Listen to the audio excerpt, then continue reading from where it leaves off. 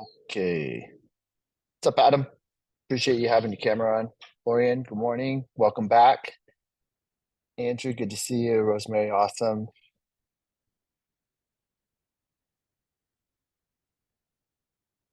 Elizabeth, I owe you a callback. I guess it does need to be a wet signature. So I spoke to Monica. She said, I think you're coming in on Wednesday. Yeah, I'll be there Wednesday. Okay. I'll be there this whole week. So Monday, Tuesday, Wednesday. So if you happen to come in before Wednesday, I'll take care of it. Okay, thank you. Okay. What's up, Jasmine? Mary? What's up, Brandon? Adriana, Norma. All right, so here's what I thought we would get into. We might as well start jumping into um, a buyer consultation, like a showing. We practiced this that Friday. I guess it's been over a week now. And a couple of us had gone through it. Would that be helpful? Would someone like to go through the motions and just kind of stimulate a showing? We can kind of ramp it through. It's really just covering the initial greeting, building rapport. We'll simulate going through the house like in 10 seconds, and then we'll just come back to the kitchen counter, and then we can start, you know, LP mama-ing the prospect, building rapport, asking the questions, pretty much gaining all of the information that we normally typically would do on the initial call. But because these are Zillow Flex leads and they want us to just get to the appointment, we're bypassing a lot of the qualification questions. So just fast forwarding it, how do we get the information that you need to help support them, and really give them what they're looking for? Does that sound good? Yeah. All right. Um, Rachel, Dennis, Stacy, good morning. If you Good guys are morning. if you guys are in position, Good morning, turn on your Zach. turn on your cameras if you're in position to do so. Good morning. Okay. Is there any volunteers who would like to do a simulation, a buyer showing?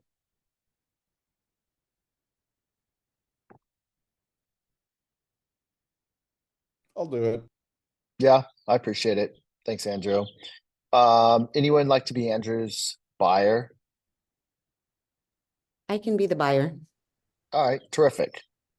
All right, I'm gonna jot down some mental notes and then we'll just go from there. Then after, um, I'll find a call or two that we can listen to a live Zillow connection from one of our agents. It might be Dennis who's on this call, and then that way you guys can just hear what a live conversation sounds like. So I'm gonna dig through and find one while we simulate this.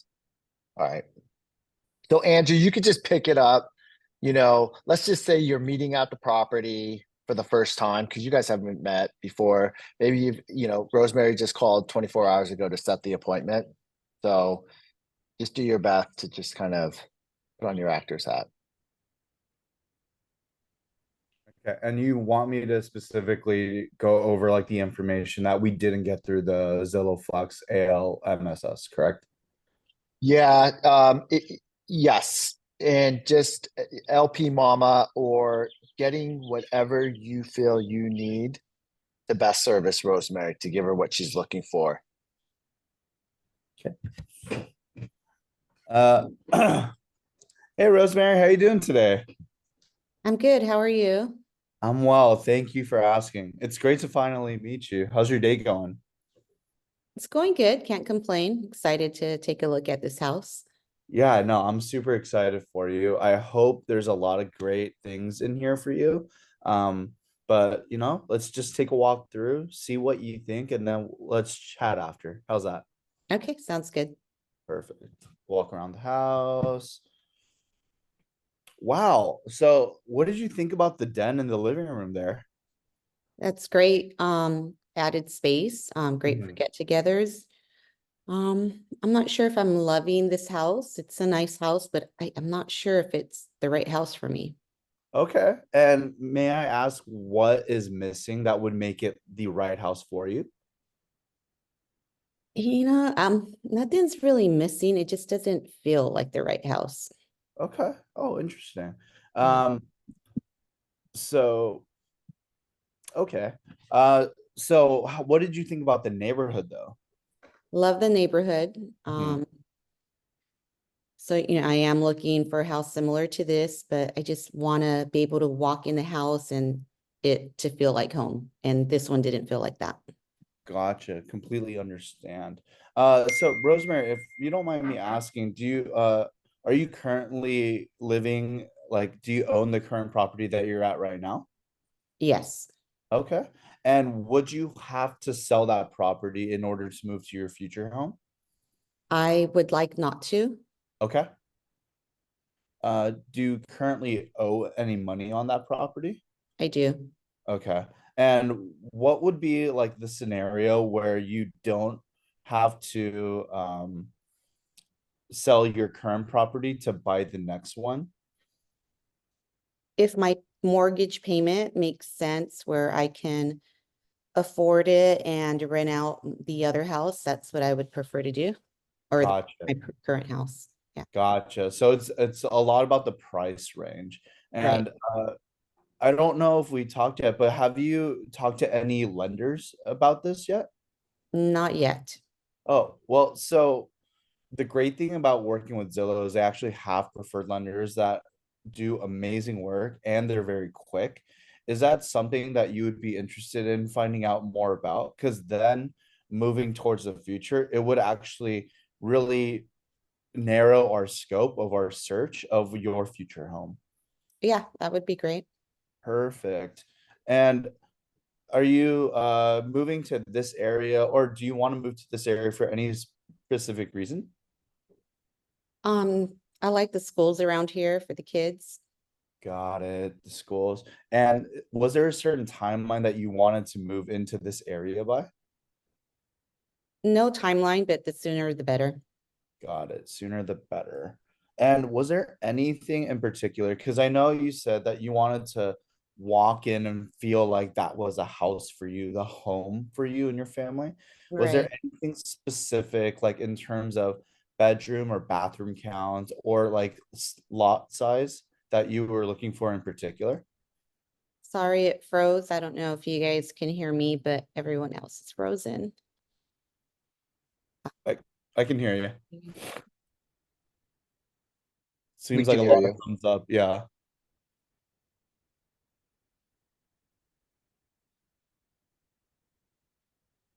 Oh yeah, she is frozen on my screen.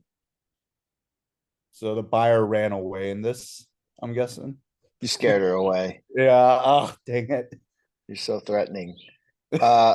Who's very witty? Who can pick up? Sorry, I'm just taking notes. I was listening, but I'm not. I can't. I don't know enough to pick up where she left off. Anyone want to ad lib it? Yeah, sure, I can do it. Thanks, Stace. All right, let's just pick it up. So you were telling me about the Zillow program. Do you think I need to talk to a lender now? Well, so that's why I was curious about your timeline. So talking to a lender is great because it gives you more information as a buyer, but it doesn't necessarily force you into any obligation. So I'm not trying to say, Stacy, you need to talk to someone now so that we can buy in 3 months. It's more so this is a lot of great information, especially with the current situation of you wanting to keep your current home in order to rent it out that changes your purchasing power. So it'll just give you more options that are realistic for your home, your future home. Okay. What if I wanted to like find the home first and then, call you for the loan? Yeah. Well, so you wouldn't actually be calling me for the loan. You'd just be talking to a lender. Whether or not that's the Zillow preferred or someone that you know and maybe have purchased your first home with. But it's one of those things where I'll say it this way. yes, you want to find that home that makes it feel like your home. Absolutely. Because I don't want you to feel like you're being forced to purchase somewhere that you don't really feel that you absolutely love, right? But at the same time, what if you find that home and then you find out that it's not reasonable for you to try to purchase? That So makes sense. it's one of those things that like I want you to be able to find a home that you can fall in love with, but it is something that you can actually purchase as well. Okay. All right. So So yeah, go ahead, Stacey. Sorry. what would be the next step from here then? Yeah, so I would love if I could take the opportunity to sit down with you, just also discuss like 60, are you the only one making the decision on the home buying process? Yeah, yeah. Okay, perfect. So in like a little meeting like this where I'm learning just a lot more about you, the next process would be linking you to the lenders. And then also for me on my side, taking all this information, processing it, and finding those homes that would lead up to that to be your perfect match. So first and foremost, I would just give you like kind of a little email about what the process of what we're about to go through so that you understand like the overall. And I'll link you with a couple different lenders so that you can kind of pick and choose based off of what rates you're receiving from those lenders. And then we can get the search process started from there. Okay. Okay. Yeah. What if Yeah. I Mhm. what if during the process I find another home that I want to see? Would you still be able to take me? That's an amazing question. Absolutely. And the great thing about me is that I love to drive. So if you find anything, send it towards me and I will set that up for you like I did today. Okay, that's great. Thank you, Andrew. Of course. And Stacey, another thing, you sending me homes, it helps me narrow down what you're looking for. So it's like if you send me, even though we walked through this house and you weren't in love with it, it wasn't a home for you. The next property you show me, I like to do like my little compare and contrast, see what is similar and see what's not. And that helps me guide my search as well. Gotcha. Okay. Any other questions? I think you answered all my questions for right now. Okay. So basically, I need to talk to a lender first, and then you'll help me find my home. Exactly. And for an added bonus, I did set up two other houses that are fairly similar and in a similar area. Would you be interested in joining me to check those homes out?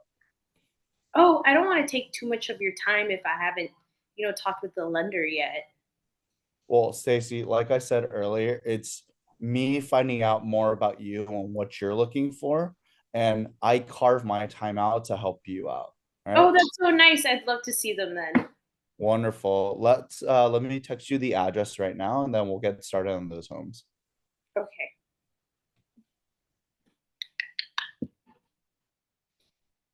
From the buyer perspective, you said a lot of words like learning more about me, things like that, that made me feel like, oh, it's not just a transaction to him. He cares about me type. So that was good. Sorry about that. I froze earlier and then it knocked me out. But Andrew, yeah, coming back in, that last part I caught, it really did sound like you cared and you were there for the client. So that was really good. Thank you. Yep. Yep. Yeah, the only thing constructive I could say is how they taught us. Say, I know you said, have you got spoken to a lender, or maybe just say, are you planning on paying cash, or do you have a lender in mind that you'd be working with? And then also, I don't know if this is too straightforward, but obviously you vibe with the client, however. So if you're gonna use like slang or like link with the lender, maybe just I'm gonna connect you with our preferred lender. But I guess it's just reading the room, especially since we're in person now, but definitely over the phone, not not use proper terms. Thank you. Yep. I would also say when you're talking about getting them pre-approved, I want to put you in the best position possible to win if you do find the house you like, not just like we'll see if you can afford it, but like assume that they could. And I think you did really well. That's just what I say. I want to put you in the best position possible. So it's always a great idea to get pre-approved before looking. Thank you. I like that a lot, Rachel. Yep. Overall, the tonality is really good. You're demonstrating a lot of empathy, and trying to be very relatable and humanizing the process, where sometimes it comes off well, that's our biggest fears. We don't want to come off so salesy. And I think that is far from you definitely achieved that. It sounded very sincere and very personal. So kudos to that on the tonality and the approach. I loved how you asked the questions. And the next step truly is when you're at the first showing, yeah, it is building rapport, but as we all know, we're all thinking subconsciously, can they afford this house? Did they speak to a lender? Again, Zillow doesn't want us to ask that on the initial call. So I know we're all kind of wondering, oh, can they afford this? Am I wasting my time? Is this worth my time? And so you have to ask those questions, which you did an amazing job at. And then you set the expectation of what's going to happen next. So you, Stacy, Rosemary have a direct path on what to do next. And then after that, you kind of painted the picture about honing in on the home search and still able to show her properties, giving her what she wants while she's running parallel with Zillow loans, keeping her motivated, excited, letting her still see what else is out there. You're willing to put in the time. You said that. I love to drive. So she's like, okay, terrific. They're afraid that Stacy said, I don't want to waste your time if I'm not approved for it. She's thinking empathy back to you. And you said, you know what, that's okay. This is what I do. So I think there's a level of reciprocation. And Stacy was like, oh, okay, well, shoot, you already carved out time for me. Yeah, I better take you up on that. I don't want to waste your time now. Right. So that's like John Maxwell would say, the lid of reciprocity, where if you do something for someone else, they feel obligated to do it back. And that's kind of how that works. So kudos to that. And then lastly, sorry, exactly what to say. We spoke about that last week, that book. I don't know if anyone got it, but that's kind of where Andrew was touching on. So I'm going to post that in the link in a second, but really good. That's good. Anyone else have any feedback? Anything different? Again, it's going to be a little bit kind of messy at first. There isn't a direct path. It's kind of what Dennis just alluded to. It's just whatever's working with you, reading the audience. So again, as long as it felt comfortable for both parties, it's a win. So if you're sitting there kind of thinking like, do I want to volunteer? Should I do it? Don't worry, because it doesn't have to be like Andrew just did it. It's never going to be the same delivery twice for the most part. You do want to try to find the consistency in the talking points, though, because that's how you're going to stay accountable to the things that you need to receive to better serve them. So here are just a couple notes that I wrote down, and I'll post them in the notes. So when you do meet with a prospect, I generally, again, I know we're simulating virtually, so it's a little hard, but you will have a folder with a lot of propaganda in there. And part of that is opening it up and then giving the buyer the spec sheet of the home that you're about to look through. So this kind of gives you the authority and the lead role in, Andrew. So I appreciate you meeting me today. Here's the spec sheet, or here's the property we're gonna take a look at together. The one that you called me on. As you may remember, it is a 3-bed, 2-bath. It's 1,600 square foot. I kind of read it too because I want to get interactive. It's a 6,200 square foot lot. It's been on the market for 7 days, and the sellers are asking $875,000. And then okay, cool. And then you hand it over, and then they get something, and now they have something tangible to hold on to. So it's going to just kind of reinforce everything. And then, you then, do what you did, and, let's go take a look. And then you just kind of go around. When you get to a talking point, it's kind of like the old school Brady Bunch show where they're, you know, they're walking through the woods and going to the volcano, and they're just dropping little popcorn to remember where they are, and they're going to follow the popcorn trail back. As you're following through the house and you feel comfortable, you know, you had mentioned the den and stuff.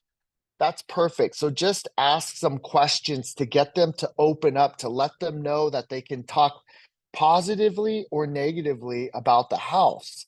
Because if you don't kind of plant the seeds and do a trial,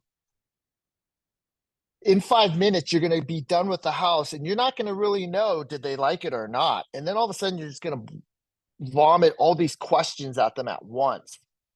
So you want to slowly, you know, what are your thoughts on the kitchen? You know, how's it? Oh, yeah, how do you like this green shag 1970s rug? How'd you like the 1960s wallpaper? You know, try to humanize the process again and ask subtle questions. So when you get to the kitchen counter, it's not going to feel like this shield goes right back up where it's that quiet tension where we're saying, okay, Andrew, so tell me, what did you think? You know, and now it's like, oh, here he goes. He's going for the close. He's going to try to sell me on this. Right. So you want to kind of lead up to that. And then you're going to just start asking the questions, you know, Andrew, on a scale of 1 to 10, 10 being best, how would you rate that house? You know, and let them kind of give it a score. And then the follow-up question would be if they give it a 6 or a 7, you know, I love to ask an open-ended question. What would make it a 9 or a 10? That's when they're going to share all of the objections of what they didn't like, that maybe the questions we didn't ask or that they were afraid to tell us. Now we're giving them permission. Give it to me. Tell me the good, the bad, and the ugly. Because the more you can share with me, the better I can best serve you. Isn't that nice? And it's so true too. Because again, we're trying to figure out what Andrew likes or doesn't like about this house. And so as they start to share, well, I give it a 7. I didn't like the closed off kitchen. I didn't like the small backyard. I didn't like the non-attached direct access to the garage, whatever. And you're just feverishly writing all this stuff down. And then you can kind of go into, you know, as you're starting to read the room and they're reciprocating back, maybe this is the time to go back into the, hey, Stacy, so, you know, what are the 5 non-negotiables that are important for you in the home that you want to invest in? That was kind of a word salad, but whatever makes sense to you. What are the 5 non-negotiables that are important for you that I need to be mindful of? If you haven't covered this already, this is the time to get it. And you're writing that stuff down because those top 5 is what you're going to hold them accountable to when you get to showing number 3, 4, 5, and 6. By showings 4, 5, and 6, you're going to have a really good idea and a great rapport with this person that when you ask for the sale, this is all a setup. When you ask for the sale and they go, let me think about it, let me sleep on it. And if you've read exactly what to say, and we kind of talked about this too, it's, you know, Stacy, what specifically was missing from the house that makes you want to sleep on it? Or Stacy, what were you hoping the house would have that's missing that would make you want to sleep on it? Right? Because it has 4 or 5 of the 5 non-negotiables. And I will bring that up. I know it's a little bit uncomfortable, but you have to help them stay accountable to what they told you 2 weeks ago when you first met them. Otherwise, it gets hard to reel them back in next week or next showing because we let the moment pass. So that's why it's crucial if they give you the time to get the top 5 non-negotiables, because then you can say on property number 6, Stacy, you know what, this one does have the open kitchen. This does have the big backyard. This does have the direct garage access. You know, we are facing southwest. It is in the Los Altos School District. So I'm just wondering, you know, I thought I hit the nail on the head. So tell me, what are you thinking? What's missing from this property that maybe we overlooked? Making sense? So I'll post that. In fact, here, let's just go like this. I'll put that in the chat right now. So specs of the house, scale of 1 to 10, how would you rate it? And then what would be your top 5 non-negotiables? And then there's LP Mama in case you need some note cards: location, price, mortgage, agent, motivation, appointment. Okay. All right. Anyone else like to go? And I don't know how much time you guys have, but I have time. I've slotted out mentally an hour, so my schedule's clear if you have to run at 9. But we can continue on. Anyone else would like to go? I can volunteer if you think. I haven't been here to know everything that Zillow allows and doesn't allow, but I can try. Yeah, the only criteria Zillow has is just setting the appointment. After that, Lorian, it's you, your personality, your sales craft. And So- so do we not have a buyer call first to ask most of the questions that Andrew was asking, if that happens in person instead? Well, if you go back to ALMSS, appointment, location, motivation, summary, and then survey, you typically would want to know, were you going to be paying all cash or did you need to obtain a loan? You might do that on the phone. Typically, however, Zillow already knows best practices is just give them what they want, which is the appointment, and then we get what we want at the appointment. Oh, okay. So most of the things I would normally ask on the phone, it'd be better to do it in person. Yeah. So just to catch you up to speed, because if you had missed, ALMSS, we're bypassing that first step because we're feeling like we already got that down. We're feeling pretty comfortable and confident about what that looks like. And now we're just fast forwarding. You set the appointment with whoever's going to be your buyer, and now we're going to jump back into the showing, and you're meeting them at the house for the first time. Okay. And the goal is to build rapport and to identify what are their top 5 non-negotiables, and then try to set the next appointment. Okay, sounds good. Any volunteers for Lorian as a buyer? I can do it. Stace, I appreciate it. Anyone else want to talk? Phil, just to get different, fresh perspective. All right, Good Stace. morning. I can do it. Okay, Nicole. All right, let's go for it. Hi, Nicole. I'm Lorian. Nice to meet you. Thanks for meeting me here. Hi, no problem. How's your day going? It's going good so far. How about you? It's going good. I hope your ride here was okay. I'm excited to look at this house with you. I'm excited. It was a little difficult getting back here in this little, I guess, cul-de-sac area, but it was okay. Yeah, there was a little bit of traffic I noticed too, but I'm glad we're here and let's go inside and take a look. I have a little spec sheet for you here, so let me just hand it over to you. And this house is, as you know, a 4-bedroom, 3-bath, 2,000 square foot home on a 10,000 square foot lot. And let's go inside and see what you think. Oh, okay. Let's go. Thank you. Okay, well, we look through the house. Oh, actually, should we look through the house and ask questions? Oh, I can't hear We him. can't hear you, Scott. It's up to you, Lorian, just depending on how visual you are. Okay, we can skip it. Okay, well, so after we're done with the tour, then I guess we sit down.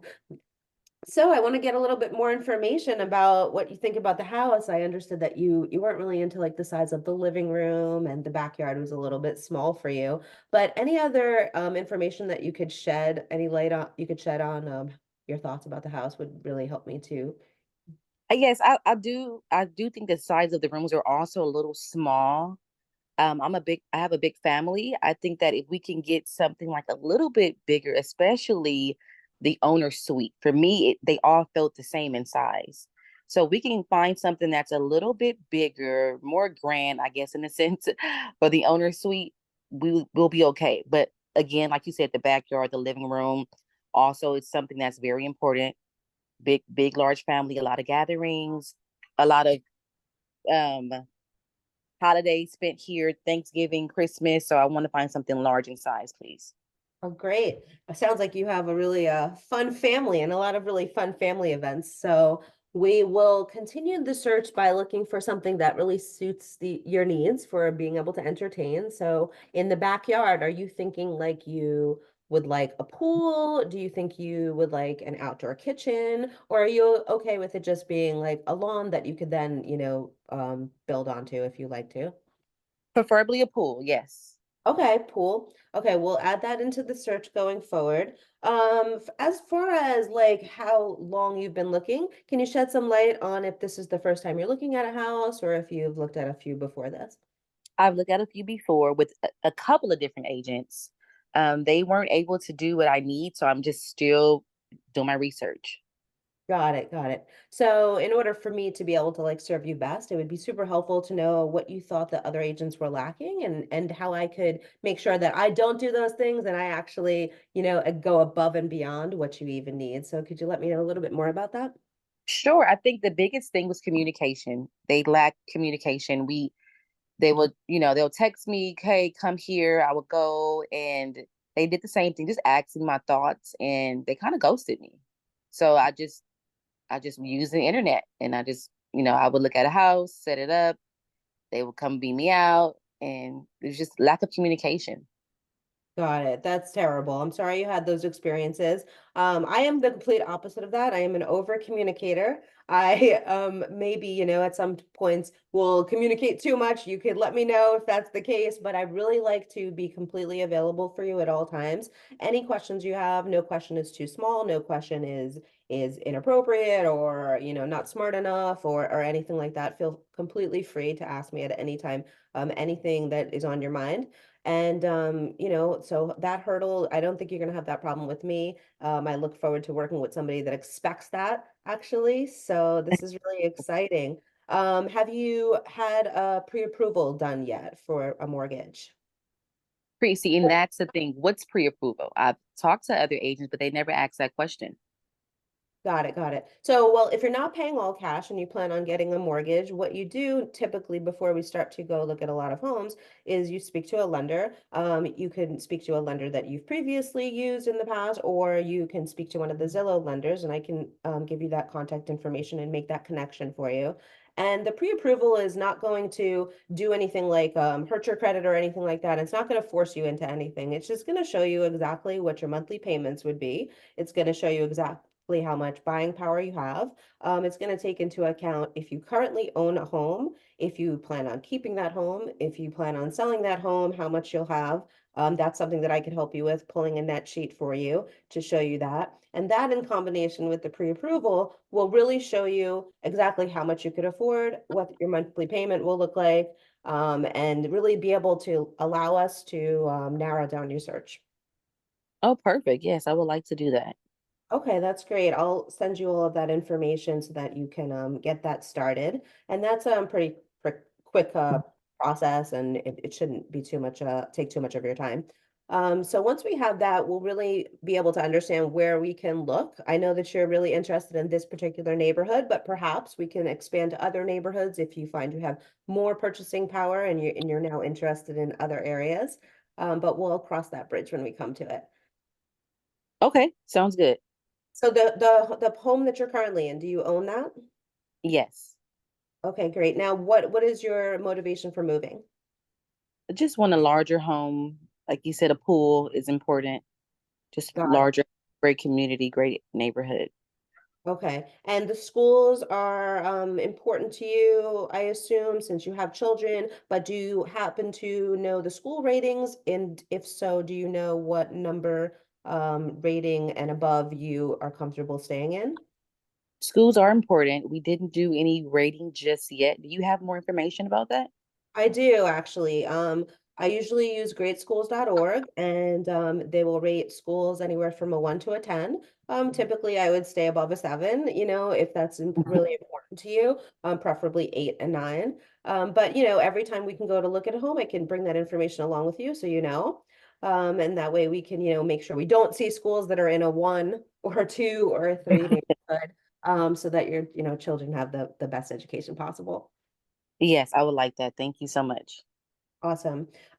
So one last question for you. I have a couple of other homes that look like this, but are a little bit bigger actually, with me here in this folder on a spec sheet, and they're pretty close by.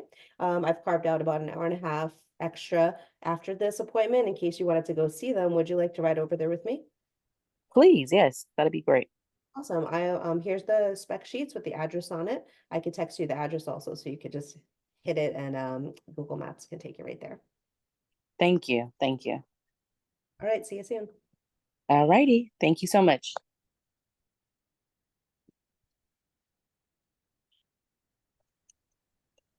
Good job. Good job, both of you. Great job. No problem. Lorraine, welcome back. All right, all right. Let me, if it's okay, I'm going to jump in before I forget this. Amazing job getting all the way through. The story was building momentum, and I think we were all kind of with you on the process and all shaking our head. I really liked how, one example is when she said she's been looking with several agents but hasn't committed to anyone. And I love that you dove right into it and just said, "Oh, if I may ask, what specifically didn't work out, so that way I don't make the same mistake." And so that's I just wanted to really highlight that. Now, you went into the pre-approval process and you got her to commit to meeting with the lender. Everything shuts down after that. When you get their permission to meet with a lender, the goal is to set it up and get off the phone, because that is the next step.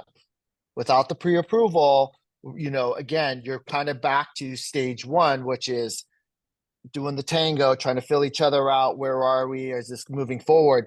You did an amazing job to where she said, yes, I'm excited to do that. And then I think you said something like, I'll send you the information. Instead of sending her the information, tell her exactly what we're going to do. Nicole, here's what we're going to do. Terrific. I'm excited that you would like to take that next step.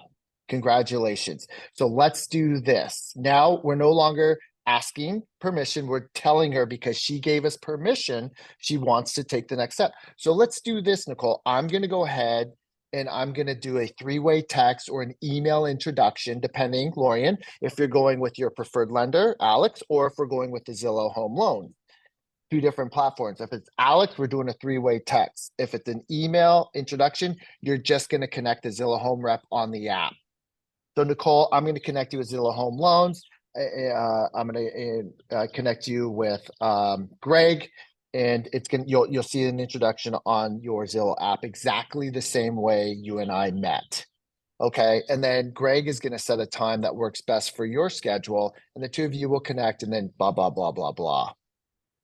Afterwards, Nicole, I'm going to jump back into the picture once we know what your buying power looks like. More importantly, you're going to make sure you're comfortable with the mortgage payment.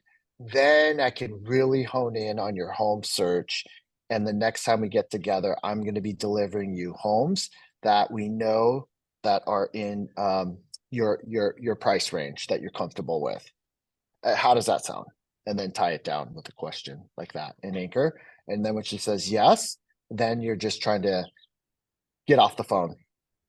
And that's it. Everyone with me on that? Did you guys feel that or sense that? She had it on a silver platter. And then she said, here's what she said. She said, I'll send you that information. And then you went into, do you own a home?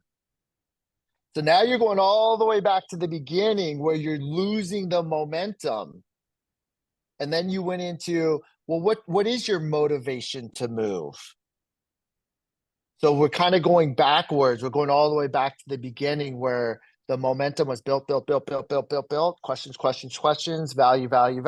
And then now Nicole's kind of going, oh, Now we're going back to, now she wants to qualify me again. And then we got into schools, and then we got into ratings.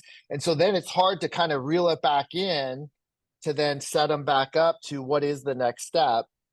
Because the lender thing wasn't the summary, which then again, the momentum is died down. Does that make sense, Lorian? Yes. And in person, so if you're in person having this conversation, you would do the connection in person right there. Yeah, Okay. yeah. That's a good point too. That is a good point because you are in person. But yeah, you still want to make the connection, or I guess just maybe, okay, if you're gonna go and look at more properties, because you guys were you roped her and said, hey, I got a couple more, and she said, sure, let's go. Then I probably would say, okay, let's go take a look at these other 2 properties, and then I would summarize what is the game plan, what are the expectations. So Nicole, after we look at these next 2 properties, I'm gonna go ahead and do the 2-way connection. Okay. So yeah. Sorry to cut you off. I was wondering, how are you going to know which lender to connect them with again? How do you say that? Zillow, just keep in the back of your mind, Zillow wants us to do 20%. So 20% of the leads that we receive must be introduced to Zillow Home Loans. So, Rachel, to answer your question, 1 out of every 3, like if you're getting 3 leads, if you're getting, 6, 8 leads, then 2 out of 8. There's no rhyme or reason. What'll be your direct indicator though will be your the analytics behind the scenes. You'll be able to see how many you've sent to Zillow's way.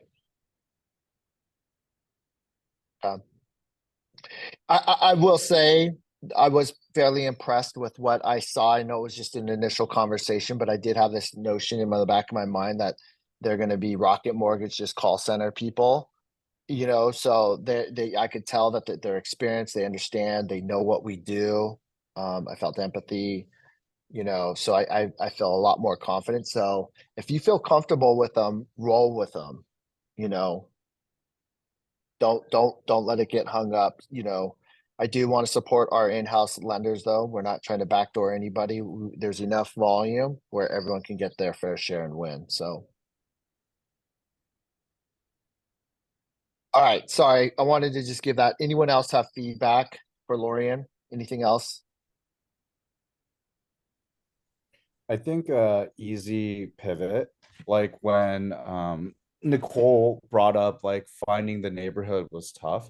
That could be an easy way to pivot into asking her what she thinks of the neighborhood. Yep.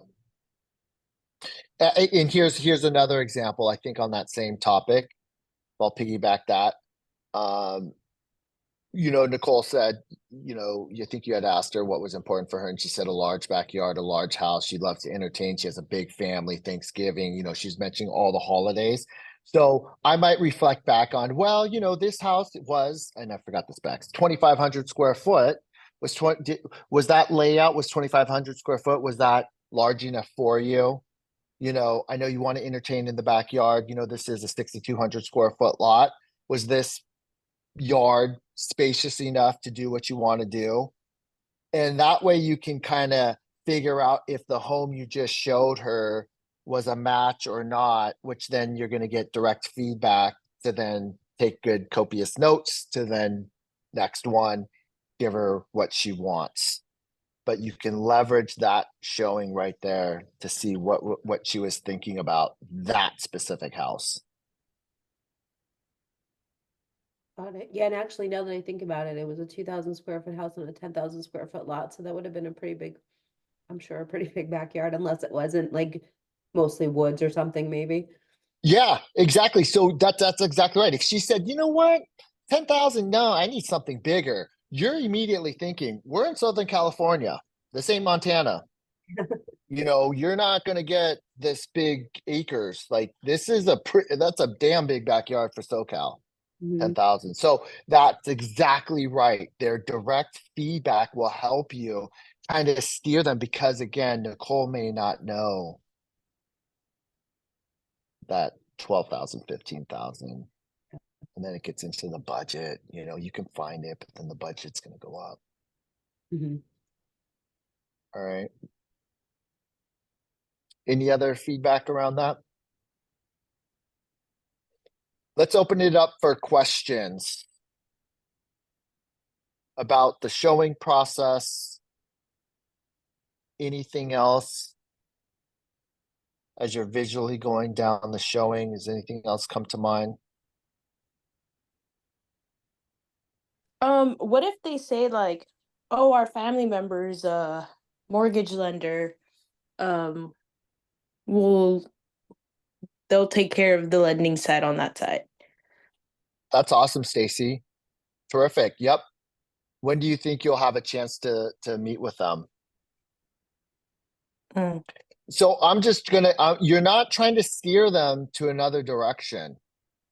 Because every time you do that, it's an objection and the wall, everything that you built to bring down the wall goes right back up every time you try to take control. So I just agree with you. And then I will say when the timing is right, I'm gonna say, Stacy, when you meet with your uncle, I would encourage you, if you're open to it, I would speak to another lender just to make sure you're comparing apples to apples. This is the largest investment of your life, and you just want to make sure that you're getting the best rate and terms that are specific to you. If you're, again, we're in person, so if your wall goes up and you're not saying anything and I can tell that you're standoffish with me, I just know I stepped in shit and now I got to retract and I've got to, if you're nodding your head and you're kind of going, no, yeah, Scott, you're kind of right, then I'm gonna, reading the room, then I'm gonna offer, would it make sense, permission? Would it be okay if I were to introduce you to Alex, and then that way you can connect with Alex also? That way you can see which one is better. And if I really want to turn the knife, I can ask, Stacey, just curious, what kind of lender is your uncle? Because if he works for Bank of America or Wells Fargo, I'm going to subtly throw him under the bus. Gotcha. And what I mean by that is I'm going to say, Stacy, Bank of America and Wells Fargo, I could see what, they're amazing lending institution. Their primary responsibility, though, it is banking for consumers. And the consumers wanted a product because they bank with them already to do mortgages.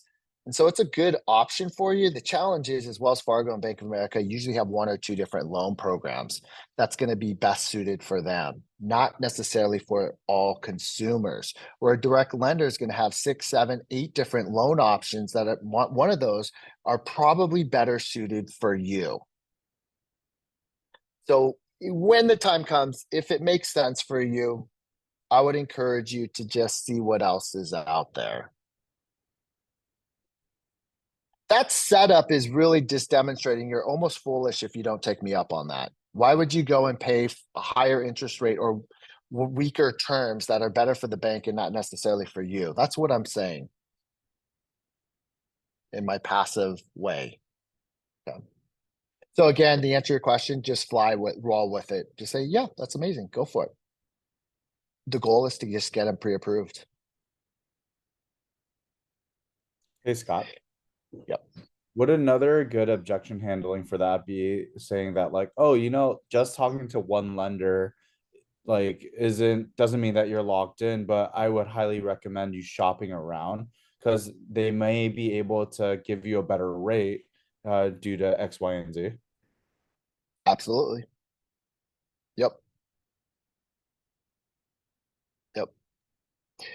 So as long as you guys get the foundation down in how to handle these objections, you can just work Andrew's way. It's the same as mine, 2 different approaches, but the same results. Just provide a lot of empathy, because when you start telling them without gaining permission first, it comes off salesy. And when that happens, you can read the room and the wall is creeping back up. And now you got to create value, value, value, value, value, value to bring it back down again. Then when you do a trial close, the wall will either stay down or it might go back up. But you got to keep trying. So again, when you're on your first appointment, that is the goal, is to try to get to the next step. And the way you're going to do that is this: asking great questions, demonstrating what is next, getting them ideally to your lender. So we were 2 for 2 today, which was really good. Hey, Scott, I wanted to just touch base on that too, because it happened on the open house this weekend. So they definitely came in, then they said they were already pre-approved with Chase. And I was like, perfect. What kind of loan did you guys get? What are you approved for? So finding out the information, right? And Kimberly was right there. And I'm like, oh, I got 6.9, but they gave me 75. I was like, well, we can always sit down and see what Kimberly has to offer you and what benefits you both most. Is it 7,500 that you're going to get on this, or 1 full% that you're going to be paying on interest rate, right? So depending on the numbers and what you guys are comfortable making on a monthly payment, we can sit down and always you can choose which one to go to. And definitely that worked. And we're sitting down, in the next couple of days just to give them options. Never to take over, but pretty much just give them options. What type of loan do you have? Where do you stand? All of those little questions. And they're pretty open. Like you said, once they were like, oh, okay, well, we can sit down and see my options. And they're good to go. Yep. I bet you Kimberly was licking her chops, because when she hears Chase, she's thinking, I know I can beat that. Yeah, 100%. She knows that, unless they go into a jumbo product typically. And, that's where some of the larger institutions might have better rate and terms when they get into jumbo financing. So, yeah, for sure. all right. Any other questions, comments? How long are we giving them before we're checking in? If they, let's say they're taking too long for the pre-approval? Great question. So that's, you segued right into. So Lorian, let's just fast forward and say you showed Nicole the next 2 homes. And now what would you do or say to kind of button this all up and put a nice big bow on it? And what is next? You mean right after we saw the 2 that we drove to after? Yeah. How do you end the meeting and set the next one?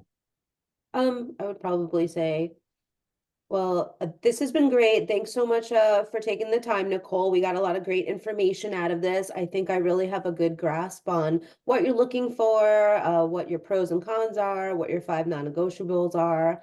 I think that the next steps, if you're interested in taking them with me, is I'm going to go back to my computer. I'm going to start looking for the next set of homes that we could view as soon as possible. And also I'm going to put you in contact. I'm going to do a 3-way text message with the lender so that we can get the pre-approval process started. Perfect. And when so to Rosemary's question, so what's the next step? So I would set the timeline, everything you said.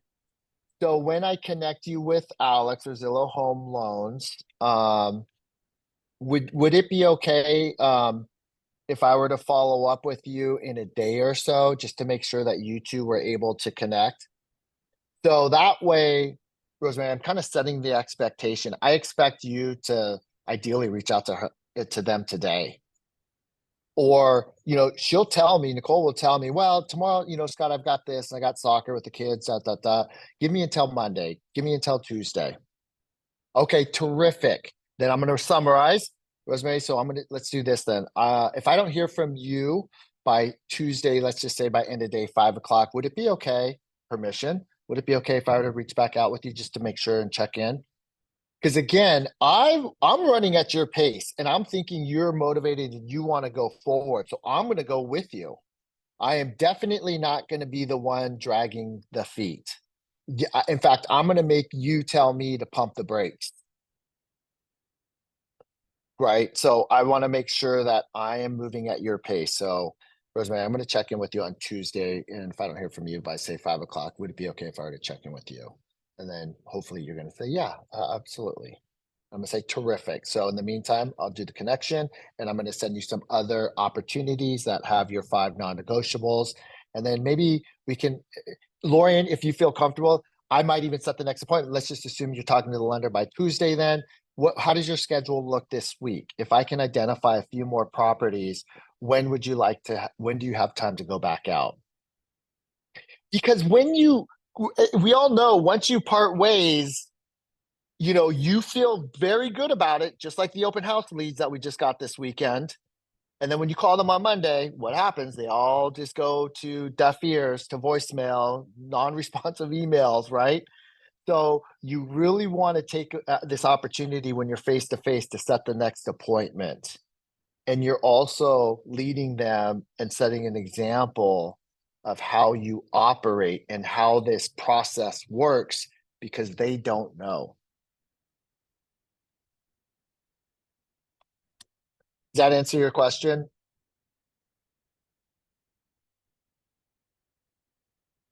Tuesday, let's fast forward. Tuesday, 5 o'clock. I haven't heard from Rosemary.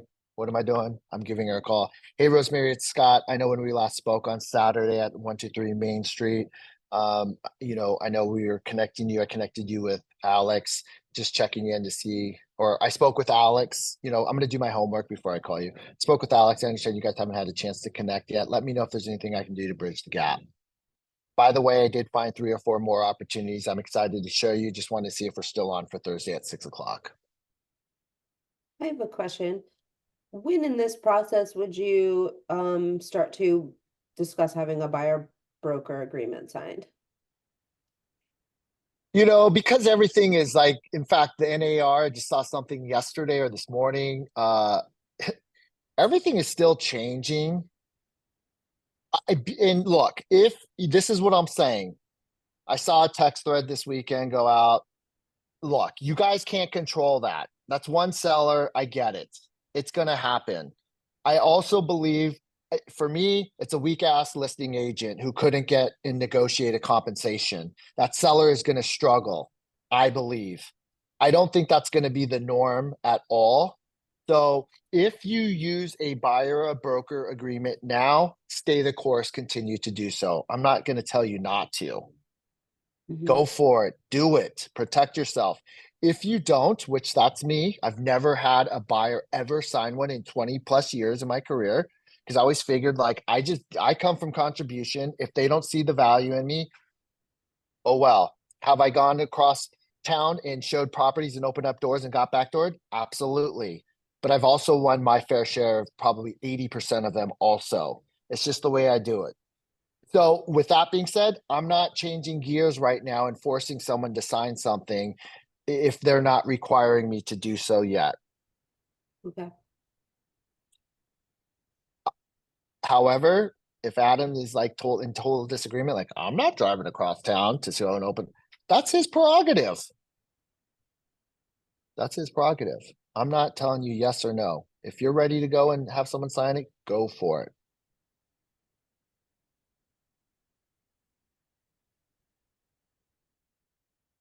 Okay. Scott, over the weekend I got a open house lead, and when I plugged him into FUB, he was already there with like a picture. Does that mean he was someone else's previous lead? It just goes to show, you know, that happened to Sandra. It just goes to show consumers, buyers are whoever they speak to last is going to have their information last. If the prospect is not committed or purchased anything, it's fair game. It's a lead. Whoever creates the value and helps them and service them to purchasing a house, it becomes their client. We have Gotcha. Zillow leads that have, you know, registered 3 years ago in our system that just came in, resurfaced, and came back into the system within the last 12 months. They still haven't bought anything, but they still give their information out. So what's crazy is to think like we have 130 agents and they connected with one of us already. Well, you know, just think of all the other agents that also have their contact information that you don't know about. They're working with multiple people. That's why it always is whoever gives the most value will win. Got it. I also had a situation this weekend where I checked out a probate after the open house, and there was a guy taking like pictures outside. So I was like, "Oh, like you're welcome to come in. I'm gonna go take a look inside." So he came in, asked him. He's a cash buyer, and asked him if he had an agent, and he's like, yeah, my agent charges me 1%. And I was like, well, where's your agent right now? You know, because they're Mhm. not like opening the door for them. And then I was like, the offers are due Tuesday. So I was just trying to like kind of like, you know, create a fire type thing. Like you kind of need me if you know, because your agent need. But as far as like 1%, like that's just When I hear that, Stacy, I don't even know what that means. yeah. Like when you say 1%, so if the seller's offering 2.5% to the selling agent, Yeah, are you they give saying them back 1%. your client gives you back 1.5% and they keep, or they give you 1%, they keep 1.5%? Yeah, yeah, Okay, and let's just say they say yeah. I'm like, oh, that's awesome. I mean, I don't know what to do with that. You know what I yeah, yeah. mean? I'm not I didn't know stepping in either. that, and I'm not going to try to. I'm not doing that. So if he's going to do that for you, more power to you. I question how successful they are, Yeah, how credible, how are, what's the I mean, there's so much information there, and all I do is I just subtly take jabs at them as if I'm just talking. Sometimes I read the room and I say, oh, that's amazing. Yeah, shit. If I would hold on to that agent. That's pretty good. You're getting a 1% kickback. I mean, then I'm also thinking like, well, that's illegal too. So how ethical are they? And I'm not sure I want to work with you if you're receiving that and you're openly discussing that. I mean, there's so many yellow flags around that one statement. There are so many people out there, Stacy. hmm I would just say this: focus and study on who your ideal client is. Who is okay. the person that you want to attract? hmm Identify it, and that's what will kind of manifest into. When you hear that comment, that certainly is not that person, I would assume. Yeah, yeah. And you keep moving on. There's too much good Okay, people out there to deal with that kind of stuff. okay.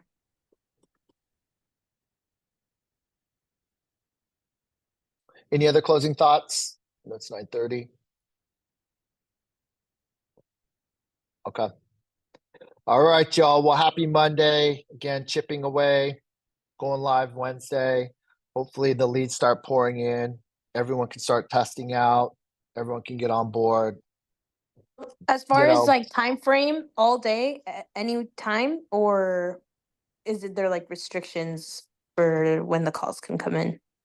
No, it's gonna, for the first 60 days, it's gonna be a trickle effect. It's gonna be slow leads coming in, just kind of how we have it now. So to put it in perspective, we're getting 35 direct connects a month and another 35 email leads a month. The email leads are colder leads, though. They're not direct connects. They're not requests to see a home. So Zillow is not going to just turn on the faucet and let us, figure it out. They're going to keep the momentum the same until they see that we're under the microscope. And so the, 4 agents that are currently in the program are just going to continue to service them. And then as they start to turn them up, then we're going to start bringing you guys off the bench. And Scott, even though like for me, there's no zip codes for Zillow in the area that I'm in, I still like to like come to these meetings and then try to do the circle flex thing. Is that okay? Absolutely. All of this stuff, even if you don't want to do internet leads, I believe, I hope this is helpful, even working with your sphere of influence or open house leads or anyone that you're working with. Because we're going to, again, the Zillow part is only the first 10%. Everything after that is lead conversion, contracts, disclosures, this, how to get them to make an offer, what do we write the offer, communication with the, it's everything. It's the 90%. So, yep. Everyone is always welcome. And if I can add, Scott, to that, and this has been really, again, you refresher for some that are in it for a long time, and then the new ones that are learning. But how to keep a systematic way of continuing to talk to your clients and the follow-up and always continuing to just follow up, right? I had 4 buyers show up yesterday. One who called into Redfin, the Redfin agent never showed up. 3 others, no agents, completely just looking around. And they're on my Wailopo drip. I'm talking to them now. They're going to get pre-approved, and it's just constant conversation. I have a text in English and Spanish that says, thank you for coming to the open house. Go on Wailopo. They already have it. They're clicking. And that's the constant thing that you're going to have to do. It's just back to back to back. Like, there's no space in between. If they say, send me something, you send it. You stop what you're doing and you kind of, create it or give a time frame, because that's what I had to do, because obviously I'm also, doing other things. But that is key. I had to interview with a listing that I just got recently with a 78-year-old lady. And, agents are out there to make sure that they get the listing, right? Or whatever it is, or even a buyer. And yeah, they looked me up and they said, well, she hasn't done that many listings. All she does is buyers. Well, it's not just about that. It's about what relationship you create with that specific client, because I had to interview. I put myself out there. They looked me up. They see how much I am on social media. I already got the listing in escrow today, and it's been on it for 7 days.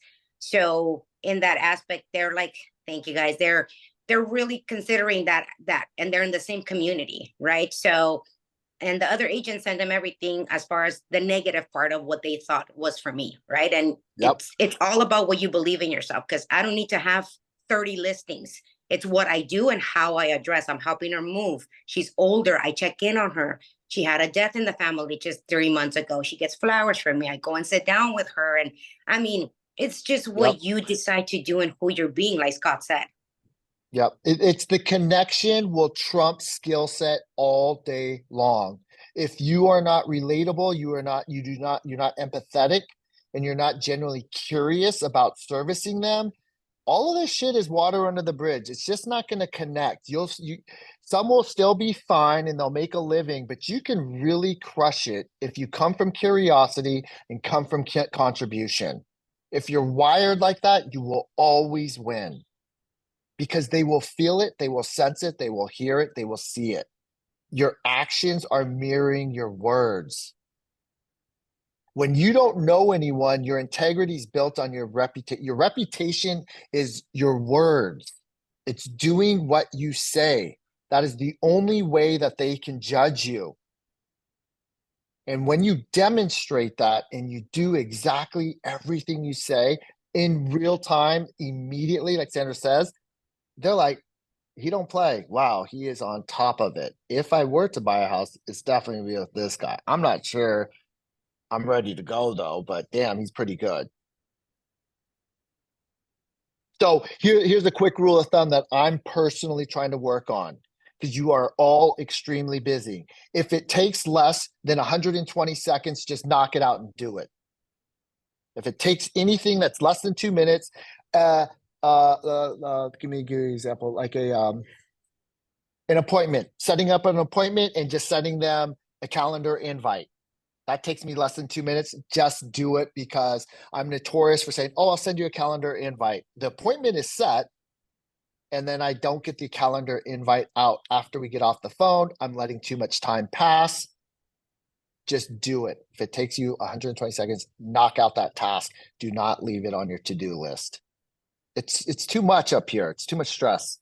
You guys have I've enough literally things lived going by on. that motto my whole corporate Oh, career. really? I am that person. Like, if I could do it right this second, I'm gonna just do it. Because if I say I'm not gonna do it later. Like, I might forget. That's well, here's what I do. I put it in my Apple Notes, so I take about 30 seconds to remind myself in my to-do list. So then I go to the to-do list at night, and then I transfer it over. But I'm like, that's crazy. So I saw it or heard it in a podcast, or I read it in a book just in the last couple of weeks. So I've been applying it, and definitely a game changer. So Yeah, and I truly believe that utilizing your time, wisely, like you said, and putting it on when you write it down, you remember it. You don't even have to look to your reminder, because now you already wrote it down, right? So it's automatically there.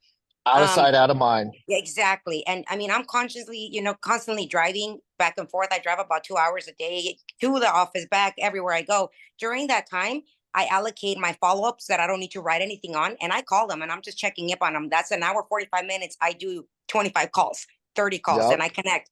And then when I come back home, then I set up the ones that they are completely new and I need to write notes. So allocating certain follow-ups.